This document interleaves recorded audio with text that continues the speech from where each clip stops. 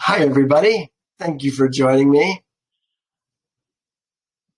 We have been going through 8 chapters of Yehovah telling Moses what he expects Israel to create, especially in light of the tabernacle and the priesthood. Today, finally, we're going to have some narrative, which is always kind of fun to hear and to think about. And we're going to spend some time in Yasher. As you know what, I might even start with Yasher now that I think about it. Let's start with Yasher. I think that might be fun. I was going to do this after the fact, but sometimes Yasher gives us some extra information that might help us in understanding Exodus 32, where Moses is going to come back to the people, and the golden calf is going to be created today. Oh my, we have a modern day golden calf. We're going to talk about that elohim shortly. Let's start with Yasher. I think that's a good place to begin. We haven't got to be in it very often, although we did have 4 verses, 9 to 3 verses last week. Hardly seems like much. We'll have a little bit more today. Here's where we're going to begin. It says, and when Israel's seed, remember who Israel's seed is. We're not talking about the ladies. We're talking about the Ezra men. There are no ger, there are no servants, there are no maidservants. There's hardly any children, unless they're probably 20 years old and older, that are at the mountain right now. They've been waiting for Moses. It's been 40 days. Here's what it says. And when Israel's seed saw that Moses tarried to come down from the mount, they gathered around Aaron and said, as for this man, Moses, we know not what has become of him. Now therefore rise up, make unto us an elohim, who shall go before us, so that thou shalt not die. Did you hear that? So that thou shalt not die. Are they threatening Aaron? Puts a different slant on it than what I've always thought about Torah saying. Let's pay attention. And Aaron was greatly afraid of the people, and he ordered them to bring him gold, and he made it into a molten calf for the people. Remember, we're talking about men people. Torah is going to confuse us, but we've always got to remember there are not ladies at the mountain. It says, and Aaron was greatly afraid of the people, and he ordered them to bring him gold, and he made it into a molten calf for the people. And Yehovah said to Moses, before he had come down from the mount, get thee down, for thy people, whom thou didst bring forth from Egypt, have corrupted themselves. Look at that. He's calling them Moses' people, not his people. And they have made to themselves a molten calf, and have bowed down to it. Now therefore leave me, that I may consume them from off the earth, for they are a stiff-necked people. Yehovah is ready to destroy Israel. Is he going to destroy them all? Did they all participate in this? Well, we're going to find out there were some that didn't. And Moses besought the countenance of Yehovah. That's a word you don't see very often. Yehovah bless you and keep you. May his countenance be upon you. Countenance. He besought the countenance of Yehovah. And he prayed to Yehovah for the people on account of the calf which they had made. It says he prayed. It almost feels like he's just talking with Yehovah back and forth on account of the calf which they had made. And he afterwards descended from the mount. And in his hands were the 2 tablets of stone which Elohim had given him to command the Israelites. Remember, Yehovah does not command women. He commands his men. Not men in general, his men, Israel's men. Remember, we had to circumcise ourselves and partake in Passover before we became Israel, his firstborn. That is only who he commands. When we went up to the mountain, he said, don't go near a woman. He gave the men the commandments, the Ezra men. So now he's talking to the Israelites. Know who the Israelites are. It's going to set you free to understand Torah much more correctly. And when Moses approached the camp, he saw the calf, which the people had made, and the anger of Moses was kindled, and he broke the tablets under the mountain. Oh my! And Moses came to the camp, and he took the calf and burned it with fire, ground it till it became fine dust, and strewed it upon the water, and gave it to the Israelites to drink. You know, this to me seems a little bit out of order. If you know Torah, and you know this is how we have to learn to understand Yehovah's word. What does it say? Here a little, there a little. Boy, that was a really poor paraphrase. Sodolos, the law of jealousy. If a man has a woman who he thinks may have been with another man, he can bring her to the temple. It's the only time a woman can actually go in the temple when she's in trouble. Otherwise, she doesn't even come in the gates of the temple. But when she's in trouble, or potentially in trouble, her man can bring her in. It's the law of jealousy. If he thinks that she's been with another man, he can bring her in. They give her something to drink. If she'll drink it, and if her leg rots and her stomach swells, it's the plague. She was guilty, and it's an example to the people. She was an adulterous woman. So now take that in mind. Yehovah says, as a young man marries a woman, a bekar,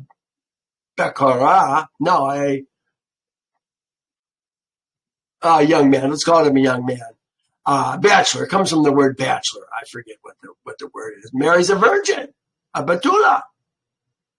So shall thy sons marry thee. You know, we got this BS narrative about Jesus being the bride of, or us being the bride of Christ, that he's the groom. Folks, you have learned lies. Yehovah is the husband. We're going to see that many times today when we talk about this in Torah. I've got it all laid out for you. But here's the husband, in a sense. Remember, he's speaking through Moses, his shalach, his sent one, and having them drink this water. I think there's a very much of a similarity here with the sodolos. Then he says, and I think this verse might actually be out of order. I don't know. I kind of feel like it is in both places, but it's in the same place in both places. It says, and there died of the people by swords, not by plagues yet, of each swords of each other, about 3,000 men. who had made the calf. Who made the calf? The men who made the calf. This is all men who are here. Let's not forget that. You know, you read movies like the Ten Commandments. You see all the ladies and the men dancing around the... You guys, that's Hollywood. Probably written and produced to make you get a false narrative. Don't go with the narrative. Go with what Yehovah's word says. And even then, line upon line, precept upon precept, there it is. Here a little, there a little. That's what we're going to do. We got to look at the big picture. Is Torah always right? Well, I've shown you many times already where Torah is wrong. It conflicts and says things differently in one spot than it does in another spot. We've got to dig deeper. So, here's what we're at. Here's 3,000 men. It says, and there died of the people by the swords of each other. These are Israelites killing Israelites. So were there some that were good guys and some who were bad guys? You know, I think really right now the ones who are being killed, and we'll see it in Torah also, are the ones that they know for sure participated in the creation of this calf. But there's going to be a large group of people who said, yeah, I'll take that golden calf as my elohim instead of Yehovah. Remember, they just got the 10 Commandments 40 days earlier. The verse 2, thou shalt have no other elohim besides my face. The second one, about making idols.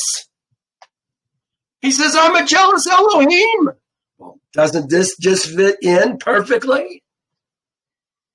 The law of jealousy.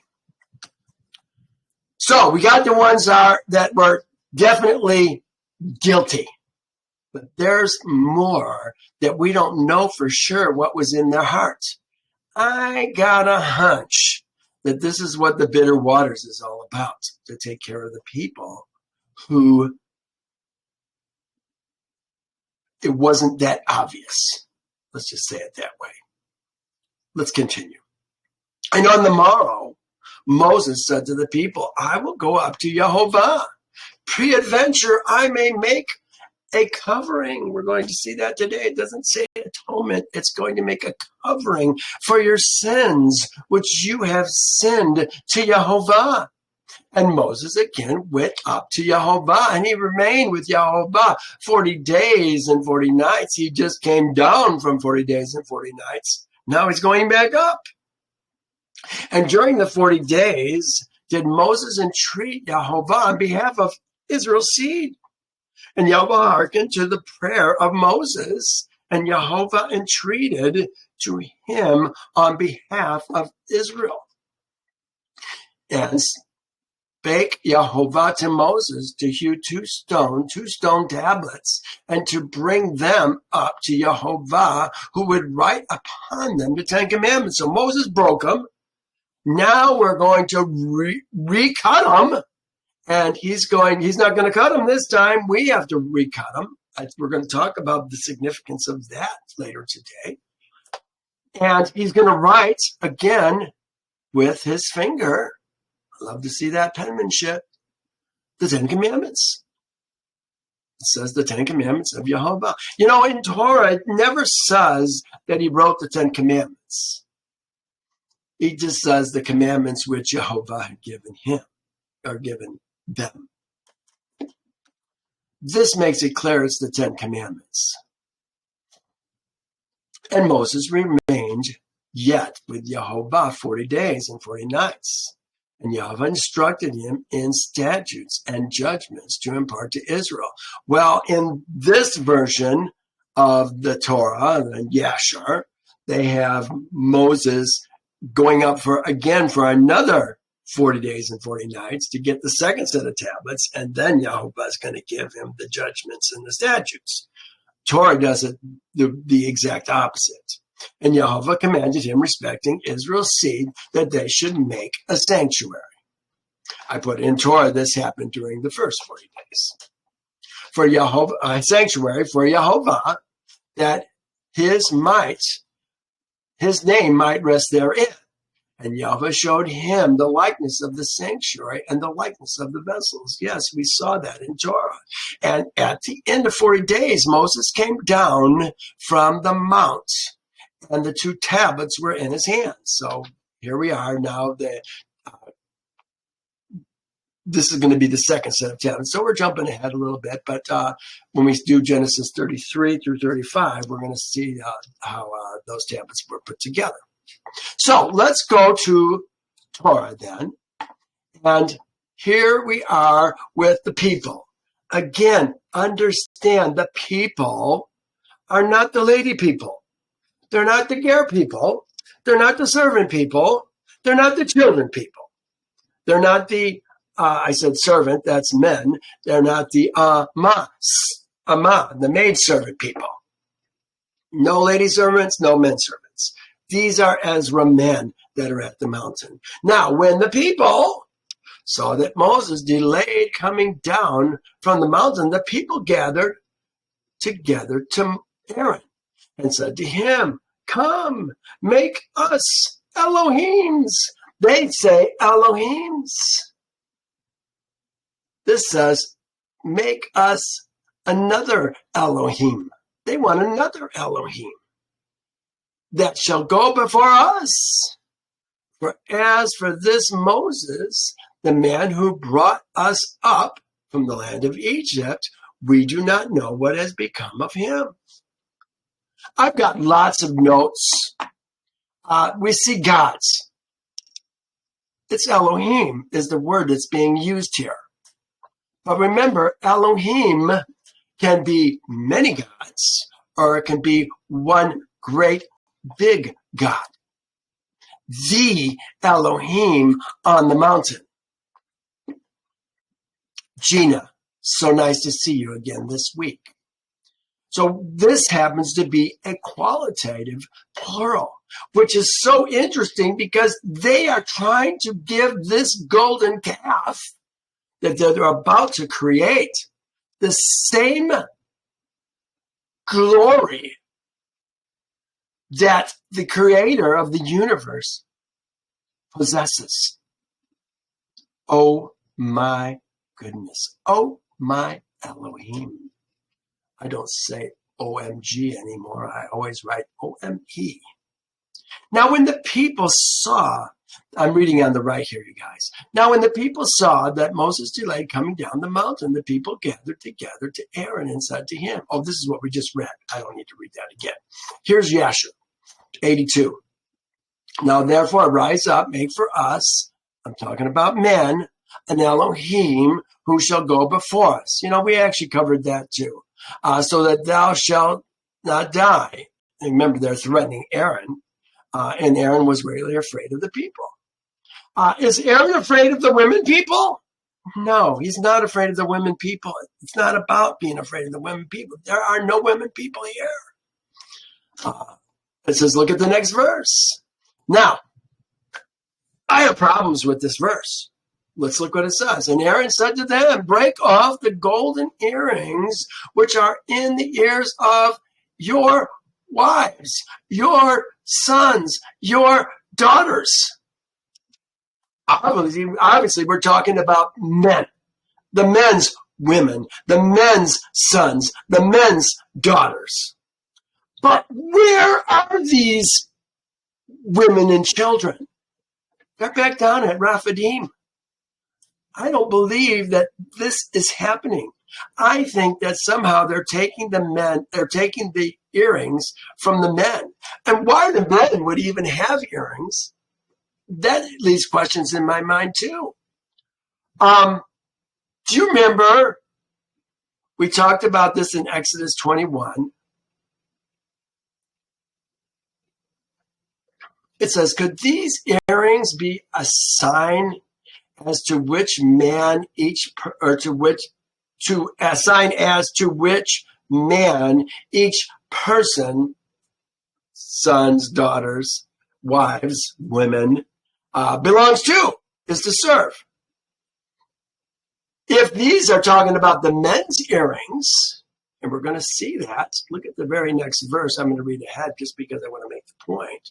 So all the people broke off the golden earrings which were in their ears. This is the people's ears, even though he said the wives, sons, and daughters. I almost feel like something's been added here to Torah. And if we had something in our ear, which I don't know why we would, but maybe, that says that we serve Yehovah, and we're going to take it out of our ear, and we're going to make a golden calf out of it. O-M-E. We are so stupid.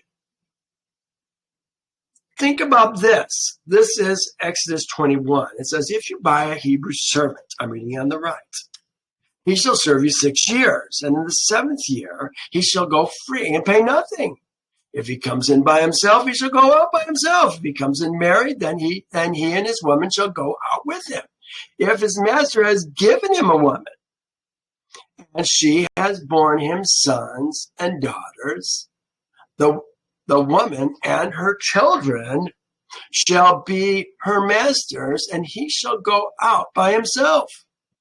But if the servant plainly says, I love my master, my woman, it says wife, it really says woman, it doesn't say wife. There is no word for wife in Torah. And my children will not go out free. Then the master shall bring him to the judges. He shall also bring him to the door, or he shall bring him to the door, a door, or the doorposts, and his master shall pierce his ear with an awl, and he shall serve him forever. Again, the thing that they're putting in his ear is a sign that he is a servant, a permanent servant. So I said, is Aaron a willing participant or not? Torah seems to indicate that he is. Did Aaron, in his fear, act wisely? Did he understand how wicked this act was and perhaps make it a way for each man to take responsibility for his actions? How come Aaron didn't die? I always ask myself, why didn't Aaron die? If he was a willing participant, was he threatened?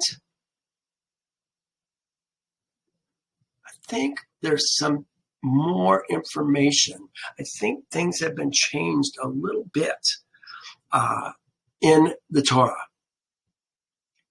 I put the women, sons, daughters, were to serve their head, their master, the head of each family. Perhaps by giving their rings to make this image, they were forsaking not only Yehovah, but also his commandments concerning who is to lead the family. See, there is sin going on multiple levels here. By leaving the Creator's authority in our life and taking another elohim. Oh, we've taken another elohim. I served another elohim for the first 50 years of my life. I'm sorry, Father. I didn't know. I was lied to. Verse 3. So the people broke off their golden earrings, which were in their ears, and brought them to Aaron. They took off the earrings that were in their ears. So I wonder about the prior verse. I'm not sure I'm on board with this being the same. And people will say, Michael, don't you believe every word of God is true? Well, no, I don't. I've seen too many times where there have been errors made. We have our word, Yehovah's word has been messed with. Oh, look at 36 of Genesis. There's so many places where we have errors. Hasn't been done, kept carefully. Let's continue. 4. And he received the gold from their hand, and he fashioned it with an engraving tool and made a molten calf. And they said, "This is thy Elohim, O Israel, that brought thee out of the land of Egypt." Wow, talk about being in the face of Yehovah. When Yehovah just from the mountains 40 days earlier said, "I am the Elohim who brought you out of the land of Egypt. You shall have no other Elohim existing before my face." They're saying just the opposite. And I think it's interesting. He says, "This is thy God," not your God, thy God. Because Israel is Yehovah's son. It's a singular.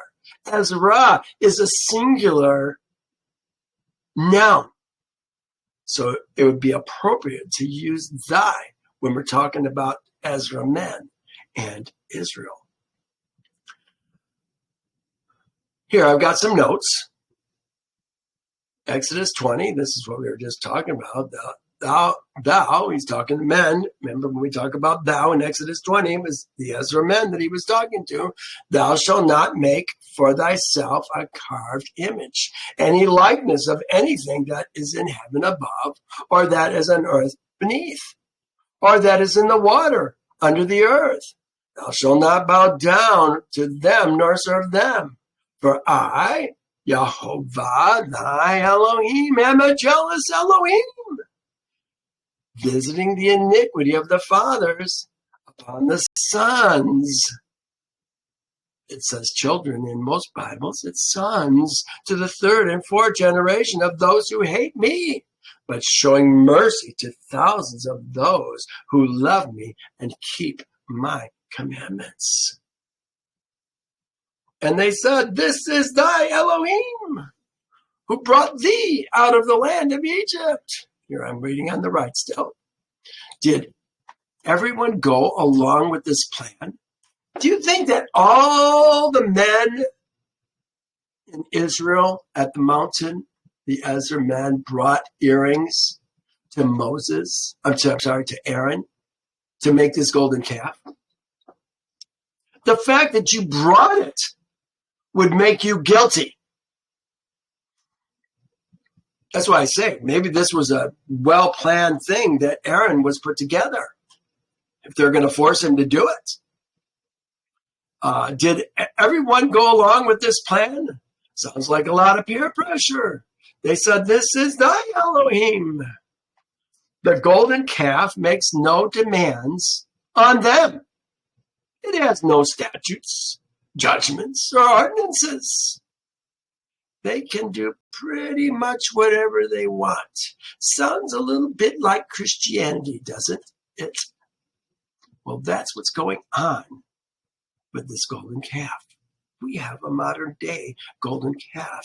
His name is called Jesus. Verse 5. So Aaron saw it, and he built an altar before it. Aaron saw it. Remember, Aaron, how I put it, Aaron, the man who is to become the new high priest, already selected, but not consecrated or anointed yet, was adding a feast. Does it sound like something we do? How about Christmas and Easter? This is what happens when people are ignorant of Yehovah's ways. You know, I have to wonder, we had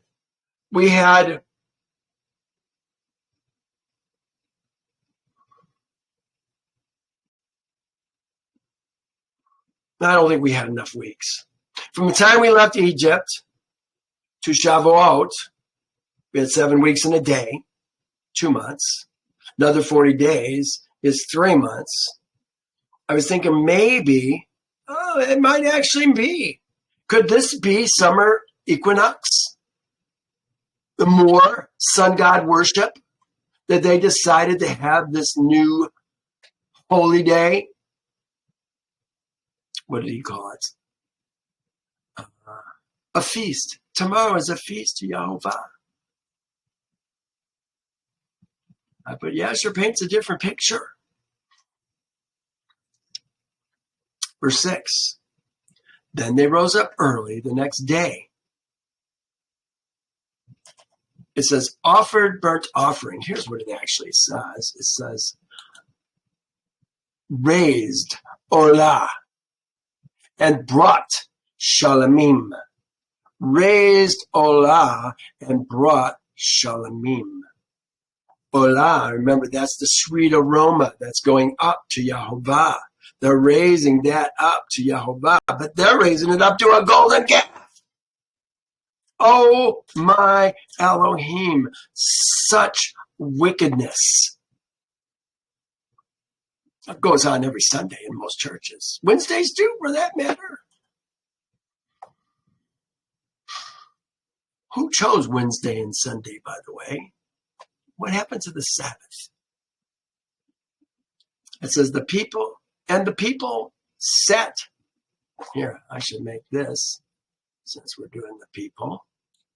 And the people, let's make it the right color so we know what we're talking about, sat down to eat and drink and rose to play.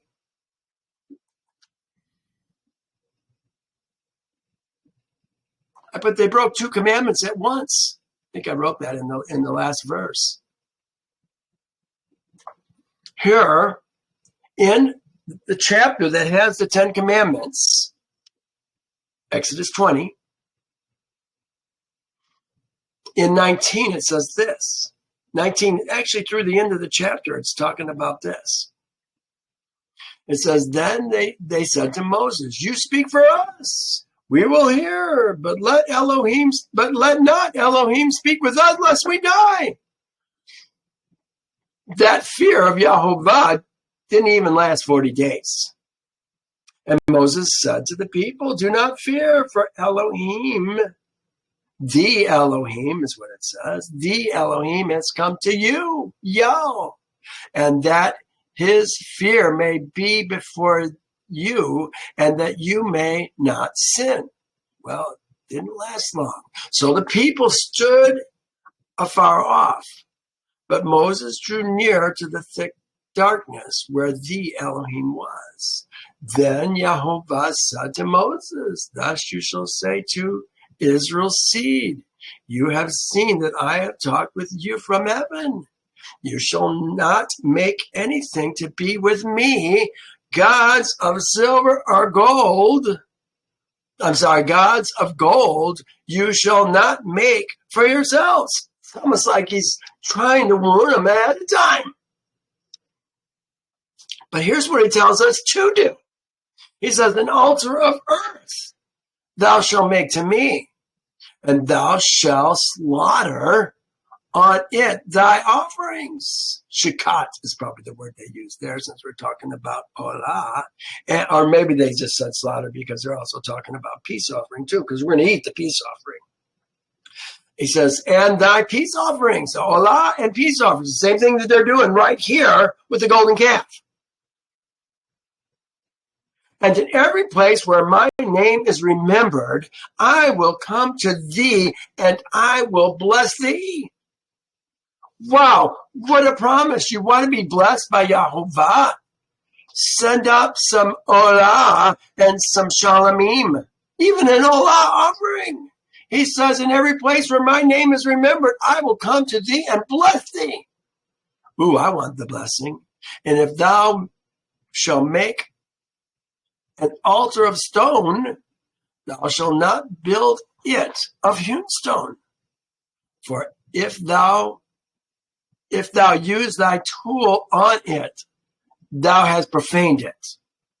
Nor shalt thou go up by steps to my altar, that thy nakedness may not be exposed.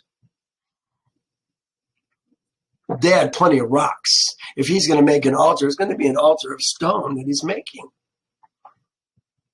Did Aaron do that? It says, then they rose up early the next morning and brought peace offerings, and the people sat and ate and rose up. to play. And Yehovah said to Moses, go, get down. For thy people, whom thou brought out of the land of Egypt, have corrupted themselves. Again, I said, Yehovah makes no claim to these people. He calls them Moses' people. Well, from 24, where Moses went up, until today when he comes down, he's not down yet, but he's coming down here in a few more verses. We've gone through eight chapters. Moses doesn't see it for himself. Yehovah is telling him that they perverted themselves. What he said, corrupted themselves. Moses is going to see it in this chapter, verse 19. 8. They have turned aside quickly out of the way. Yeah, quickly, 40 days, which I commanded them. They have made themselves a molten calf and worshipped it and slaughtered to it. There's the word slaughter. It's zavak. Slaughter to it. Those are things that we're going to eat. And said, this is thy Elohim, O Israel, that brought thee out of the land of Egypt. And Yehovah said to Moses, I have seen this people, and indeed it is a stiff-necked people. You know what? We are a stiff-necked people, and we're not even his people yet. The world in general is a stiff-necked people. They aren't interested in Yehovah's ways.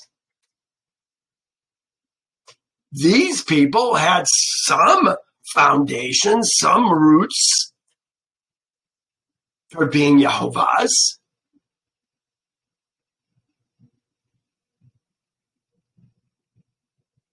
Stiff-necked. Now, therefore, let me alone, that my wrath may burn hot against them, and I may consume them, and I will make a great nation, make of you, thee, a great nation. Make it out of Moses. So if Yehovah is ready to destroy his people, whom he brought out of the land of Egypt, how does he feel about people in general that won't serve him, that are serving other elohim? And especially this one called Jesus, Yeshua. Talk about in your face. Does anybody see a problem here? Then Moses pleaded with Yehovah, his Elohim.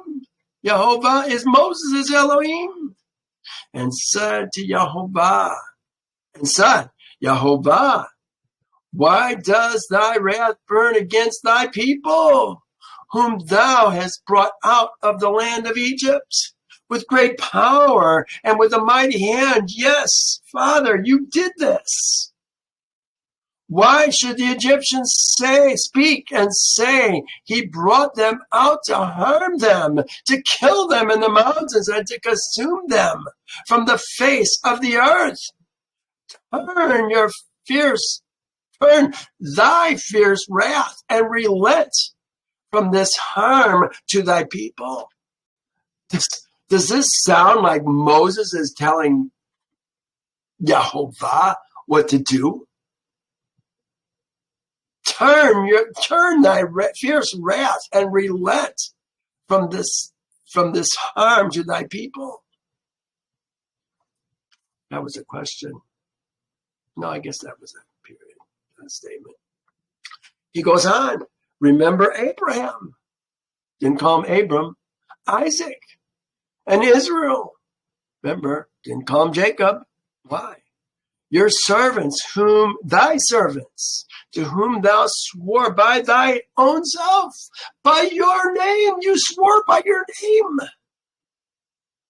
And said to them, I will multiply thy seed. It says descendants of seed. We're talking about men seed.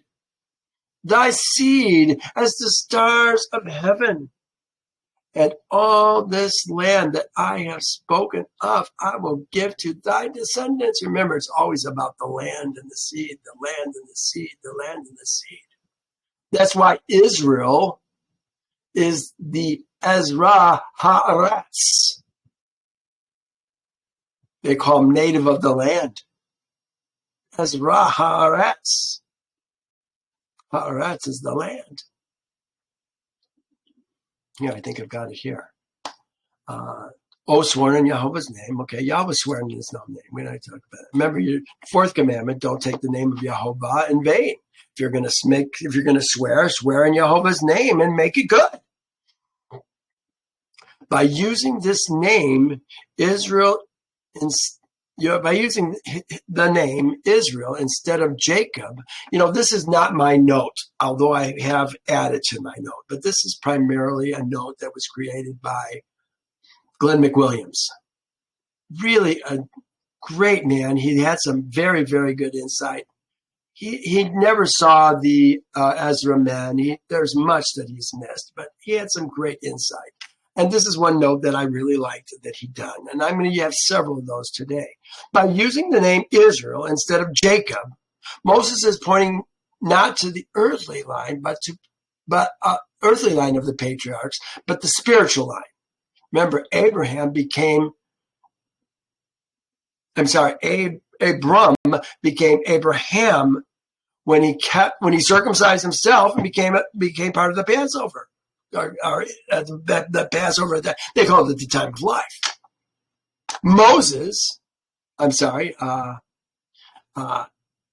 Isaac, he just received his name from Yehovah, so he was always called Isaac, but it was given to him by Yehovah. And remember, he was the second born son, so it fits in perfectly. Ishmael shall not be thy heir. Isaac will be thy heir. He's the promised son. Came when? Born when? At the time of life, Passover. Oh, go figure. Jacob. When did Jacob get his name? I can't affirm that it was on Passover. But Jacob got a new name, Israel. And you're not Israel unless you've kept the Passover. Remember, Yehovah said to Pharaoh, or Moses said to Pharaoh for Yehovah, my son, my firstborn is Israel. Spiritually born. This is the second birth. So we're talking about a spiritual name, and I think he makes a really good point here. This is made even clearer in the reference to Yehovah's promise to the patriarchs. Note that Moses makes no mention of the seed as the dust of the earth or the sands of the sea. Instead, Moses points out only to the promise of the heavenly line being like the stars of heaven. That's what we're talking about. This is my words now. The promise is about the land and the seed. That's why Israel is the Ezra Haaretz, the land's Ezra. Yeah, I should put a comment there so you can tell. Remember that the name Abraham, Isaac, and Jacob have been given by Yehovah as a sign of his intimate relationship with them. And again, he's talking about your servants. We're talking about men. Your seed, we're talking about men. Ladies do not inherit land, men do. It's all about men. Don't think about the ladies. You're going to be misled if you want to make it about ladies when it's supposed to be about men. Okay. So Moses relented. I love that it says relented here instead of repented. It's an interesting distinction. He says he relented from the harm which he said he would do to his people, his men people. The Hebrew word, this is Glenn McWilliams' note again, The Hebrew word translated here in many translations as repented. They did relented here. I think that was a very good choice. Most say repented is the word that this is the Hebrew word. It's nakam, nun kat chat mem, which can mean to repent, but is more often translated as to comfort or comforted. It does not necessarily imply turning around or changing one's mind. We should not understand the Torah as saying that Yehovah changes his mind. Rather, being reminded of the love experienced between him and the patriarchs. His heart is comforted. I like that. So Yehovah was comforted. Yehovah relented. He was angry until Moses reminded him of his promise. Yes, good job, Moses. So now, finally, 40 days later, Moses is going to come down from the mountain. And Moses turned and went down from the mountain. The 2 tablets of the testimony were in his hand. The tablets were written on both sides. On one side and on the other, they were written. This is his 5th time down the mountain. He's going to go up a 6th time today.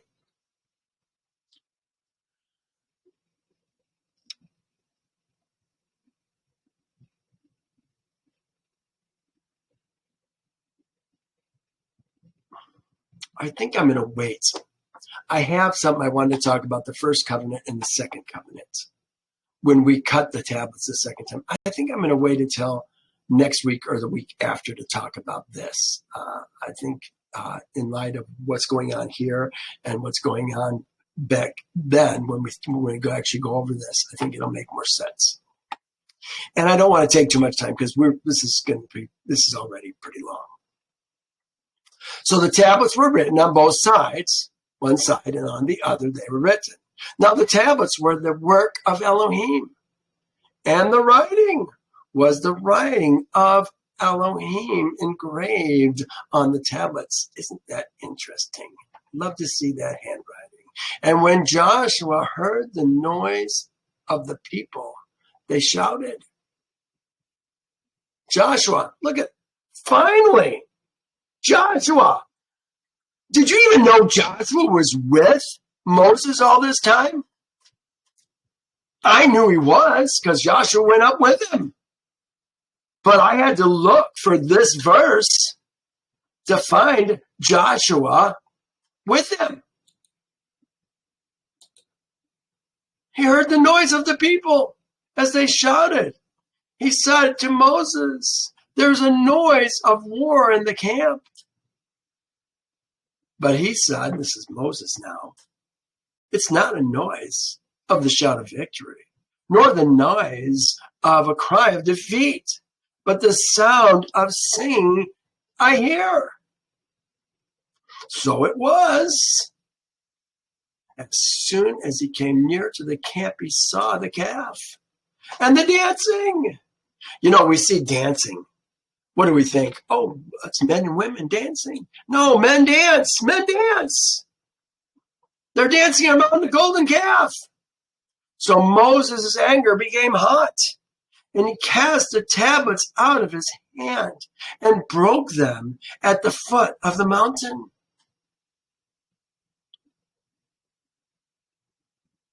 He broke Yehovah's tablets with his own writing on them. Wow. Then he took the calf, which they had made, burned it in fire, and ground it to powder.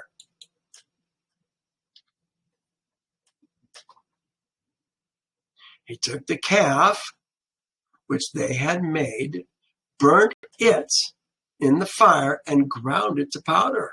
And he scattered it in the water and made Israel's seed drink it. Remember, Israel's seed is his bride. The Ezra men are his bride, his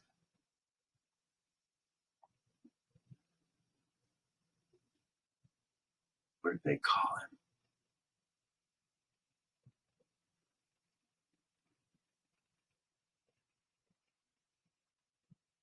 Oh my goodness. Are you referring to Segula? Segula. Thank you. Very good, Wayne. I was just going to turn back to it, but it was just now starting to come to me. They were his Segula, his special treasure that Yehovah always holds close to his heart. His bride. They were his bride. He's jealous. And I think that what's going on, I have this note, 32. Oh, I guess we're still going to get to it. I don't need to worry about it. That's good. We're going to get to it in just a second. It's at the end of this chapter. Where was I?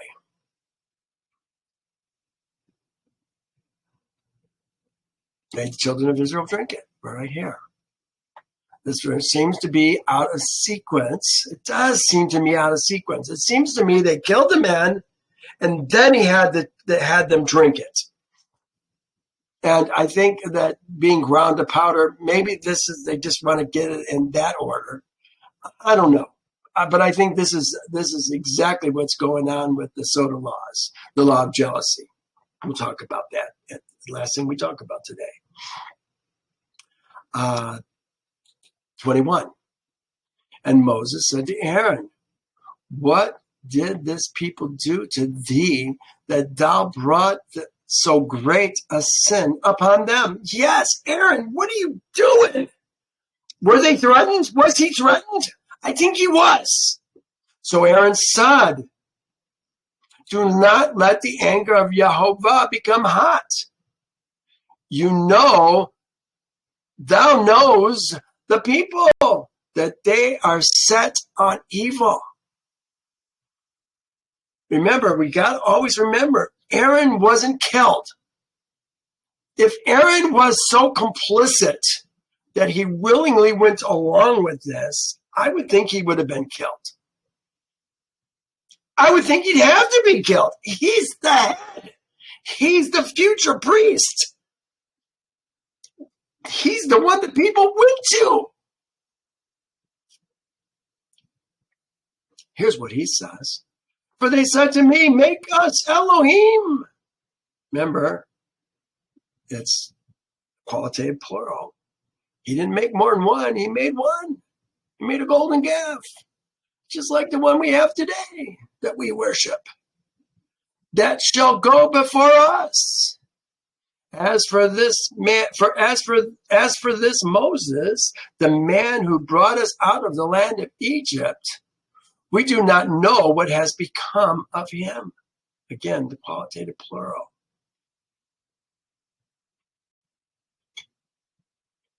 Us. For us, make for us. This says for. This says us. Elohim. Make us an Elohim.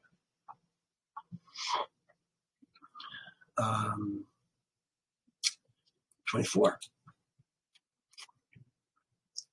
And I said to them, whoever has any gold, let them break it off. So they gave it to me, and I cast it into the fire. And this calf came out. I put, go figure. It just came out. They threw the gold in. I cast it into the fire, and this calf came out, just came walking out.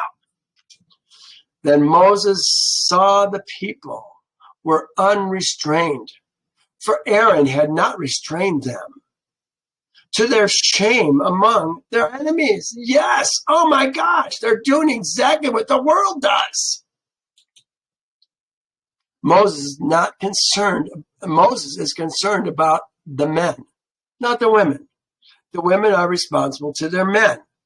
Let's see who gets punished. Are there any ladies who are going to die today? Then Moses stood at the entrance of the camp and said, whoever is on Yehovah's side, come to me. It says, and all Levi's seed gathered themselves together to him. Was it just Levi's seed? I'll bet you there were other men who gathered together with Moses. I'll bet you. Remember, it was Levi's seed who never worked for Pharaoh. All the rest of Israel worked for Pharaoh. Levi's seed didn't.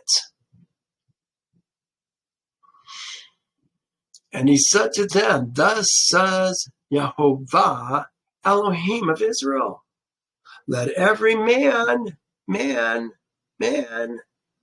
put his sword on his side and go in and out from the entrance throughout the camp. And let every man kill his brother, every man his companion, every man his neighbor. Were they killing ladies? I don't think so.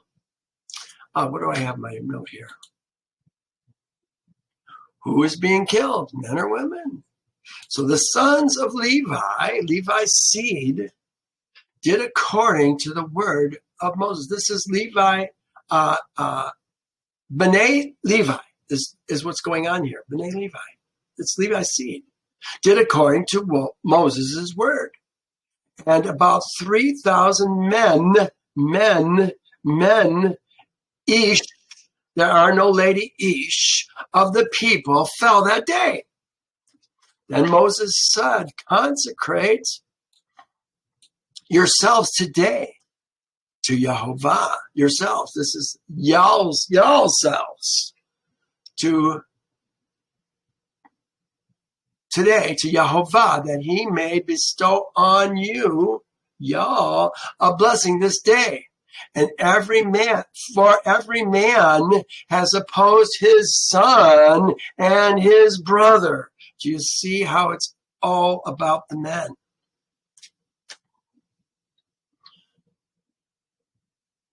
Now it came to pass on the next day that Moses said to the people, y'all have committed a great sin. So now I will go up to Yehovah. Perhaps I can make a covering for your sin. Here's the word that they use here. Kafar.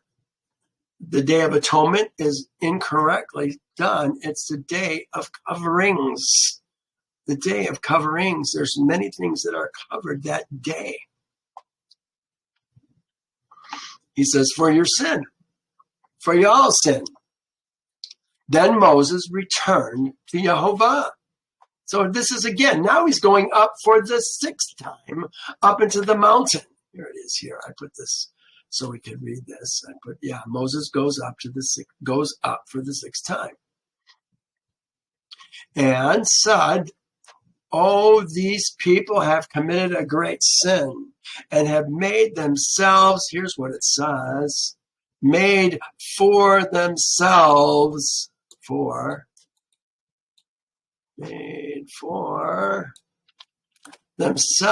a golden god, an Elohah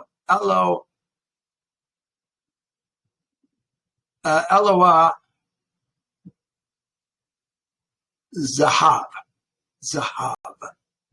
a golden god. They've made themselves a golden god.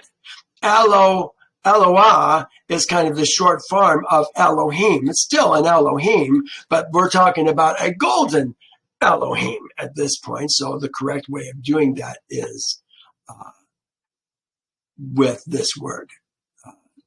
It's just how it's written. And Elohim is the short form. Again, it's kind of like B'nai. The B'nai, it's got the yod at the end of it, of gold. This is a god of gold. A golden god. And have made for themselves a golden god. But this is what we have today in Jesus Yeshua. A golden calf, the golden calf of the modern age, who has taken Yehovah's place. I call this New Testament, this Christian narrative, the back door for the deep state. They still got you. If they can keep you away from Elohim, they've got you. That's what the whole goal is to keep you away from Yehovah and his ways. That's why we have a round earth instead of a flat earth. That's why we say we can go to heaven and the moon. You don't know the BS that you have been fed because we are poor researchers. We don't look. We don't know. Remember, this is why they're making all these mistakes, because they don't know Yahweh's word. When I started learning Yehovah's word, my eyes were opened. My heart began to understand, and I became much wiser.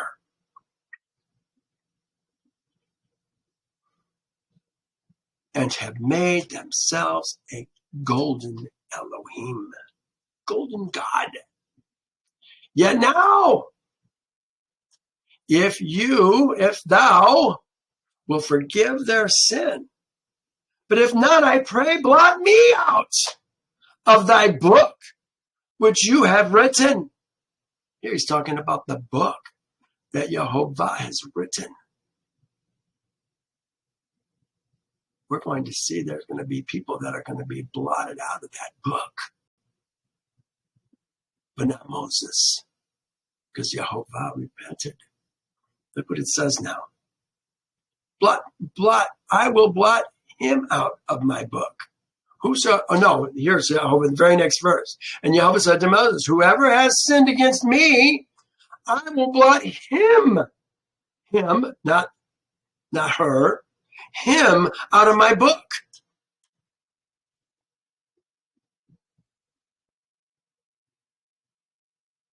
How's he going to do that?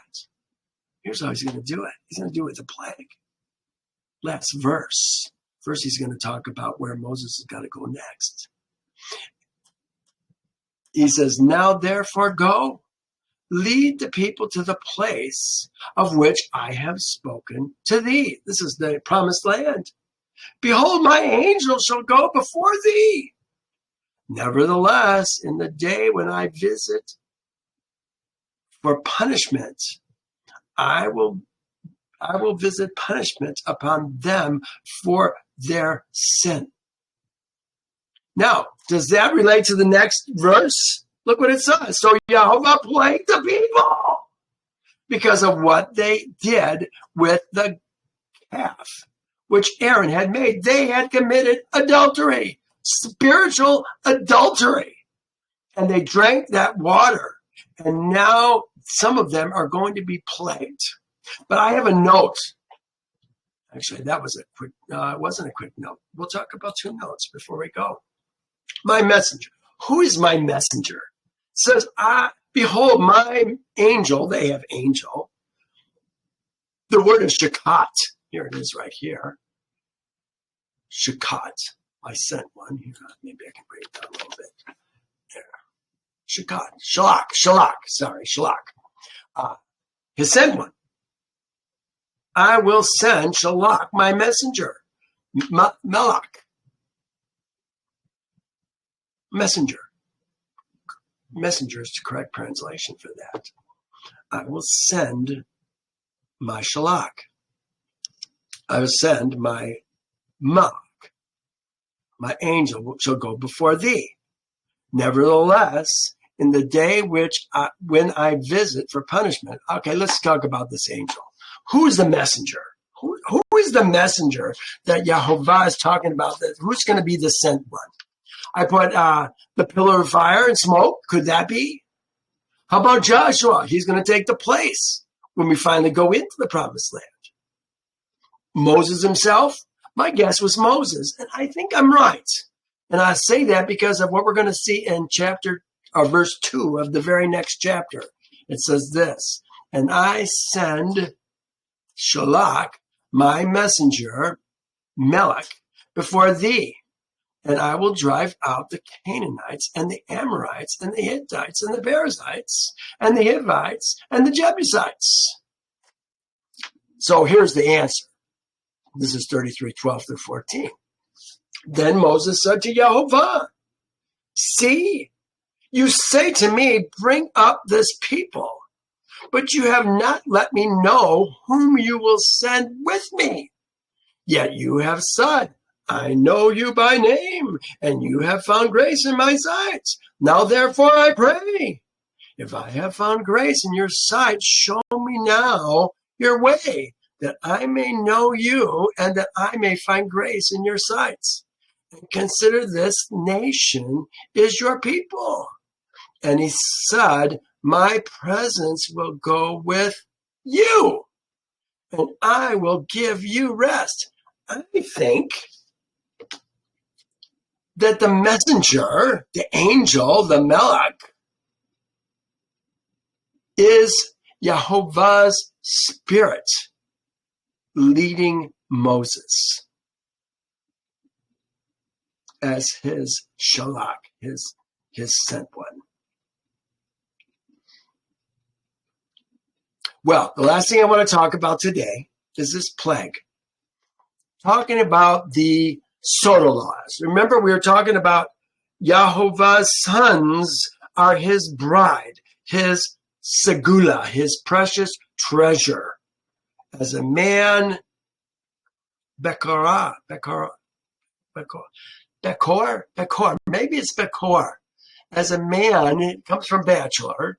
As a man takes a virgin, so Yehovah takes his sons. So let's take a look at some verses that relate to this. Is the plague a result of this curse, the soda law curse? I think it is.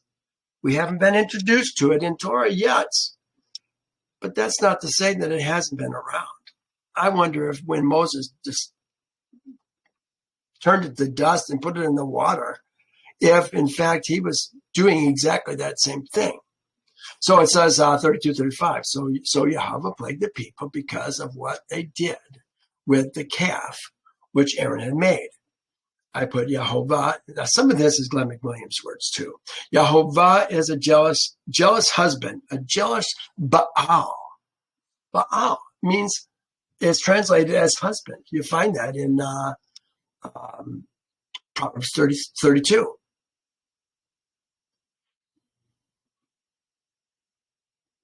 Last verse, or last chapter of Proverbs. Is it Proverbs 31? I guess it's 31. Proverbs 31. Yehovah is a jealous elohim, jealous Baal to Israel. For you shall worship no other elohim. For Yehovah, whose name is jealous, is a jealous elohim. Here he says, for your maker is your husband. Your maker is your husband. Baal, that's the word Baal. Talking to Israel, Ezra men, the maker, their maker is Yehovah. Remember, they are the firstborn. They're created at Passover. Spiritual men. This is why Yehovah says, gather together my saints, those who cut covenant with me by slaughter, when he's coming back again.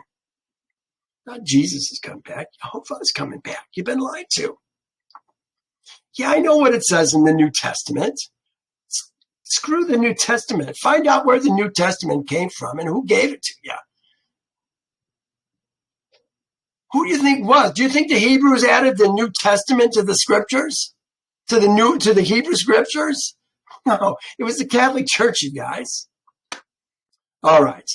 For your maker is your Baal. Yehovah of hosts is his name. And your Redeemer is the Holy One of Israel. He is called the Elohim of the whole earth. Remember, this is all in the context of the law of jealousy. These men who are supposed to be his bride have worshiped the golden calf. They've committed adultery. Keep in mind where we're going with this. To understand the actions of Moses and the Levites, we must look forward in the Torah to the instructions for the events of a jealous husband being unable to prove whether his wife was been faithful or not. No witnesses. In the book of Numbers, there is a very detailed and lengthy ritual, numbers 5, that is to be performed at the tabernacle to discover the guilt or innocence of a suspicious woman. Again, it's the only time a woman comes into the tabernacle is when she's in trouble.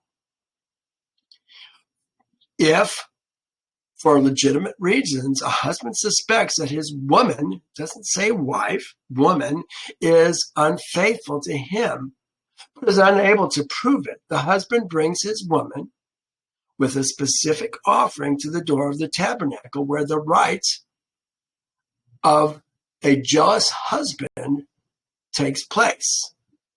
As part of the ritual, dust from the floor of the tabernacle is placed in the cup.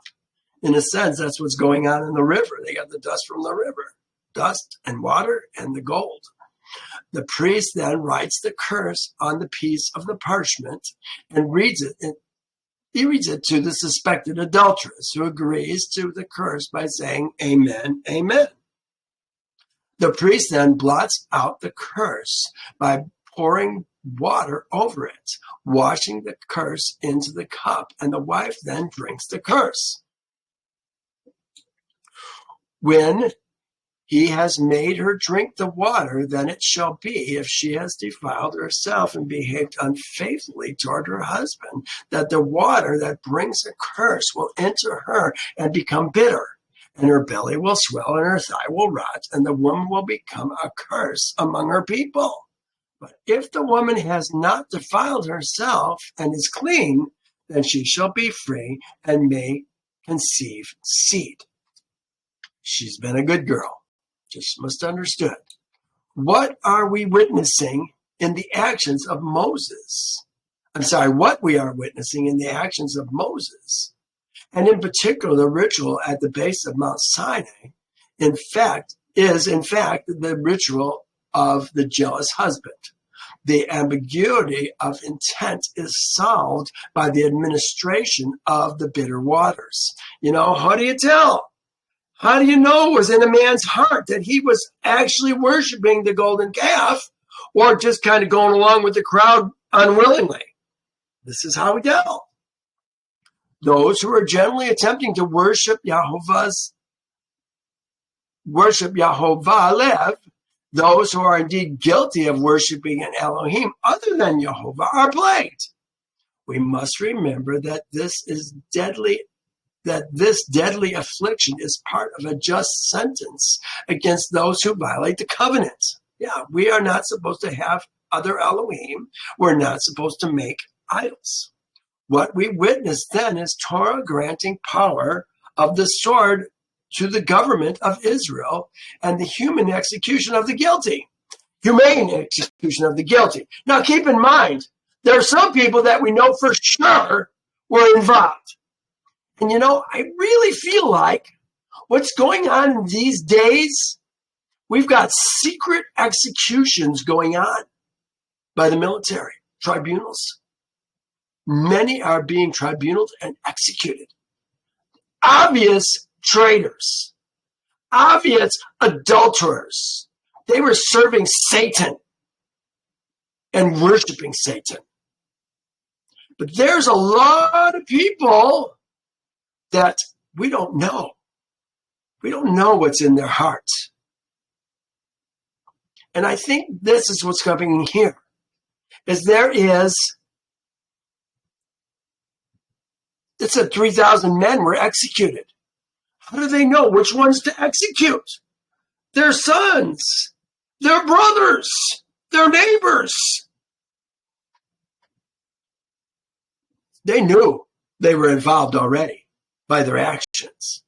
But there's a bunch of people who we didn't know, and that's what this bitter water is for. There is no ambiguity of motive once the bitter waters are administered. Corrupt men have gone out. This is another verse altogether in Deuteronomy, and this, I think, is very appropriate for what's going on today. Corrupt men have gone out from among you and enticed the inhabitants of the land, saying, "Let us go and serve other elohim. Worship Satan, Elohim which you have not known." And you shall inquire, search out, and ask diligently.